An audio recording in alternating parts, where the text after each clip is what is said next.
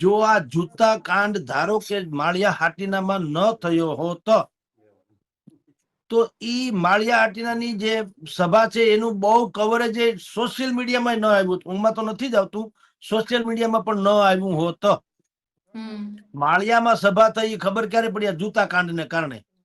એટલે સામાન્ય રીતે એવું કહેવાતું હોય કે જસ ને બદલે જોડા મળે, એમ આપણે અહીંયા ગામડામાં કહેવત છે. આ જોડા અને જસ અપાવે છે, બોલો, આમ આદમીને, બોલો.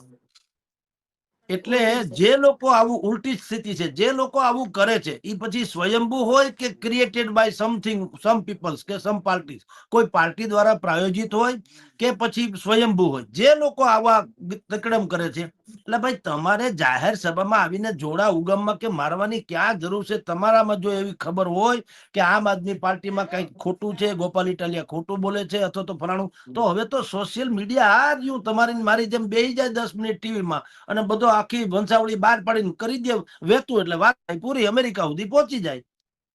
એમાં જૂતું મારવાની ક્યાં જરૂર છે? પણ જે લોકો આવું કરે છે, મેં શરૂઆતમાં તીકડમ શબ્દ વાપર્યો, એને ખબર નથી. તમે એમ કરીને હાથે કરીને આ લોકોને ન હોય તો મોટા બનાવો છો ને પ્રસિદ્ધ બનાવો.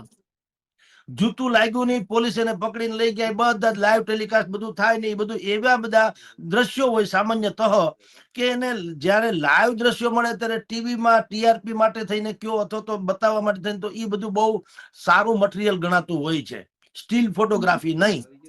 તો આ જૂતા મારવા વાળો ભાઈ હોય, હવે કોણ છે ને કોણે કર્યું, એવું બધું ડિબેટ પછી ચાલે.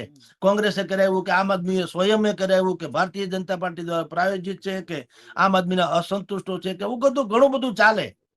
પણ ઈ બાને ગોપાલ ઇટાલિયાની સભા પણ હતી. એ સભામાં પાછા હું બોલ્યા તો 5 મિનિટ એ આપવું પડે. આમ સરવાળે તમે જુઓ તો ગોપાલ ઇટાલિયાને હાથે કરીને આ લોકો પ્રસિદ્ધિ અપાવી રહ્યા છે, આ પ્રકારના તિકડમ કરીને, જે બિલકુલ વાહિયાત છે, જેનો કોઈ મતલબ નથી. જી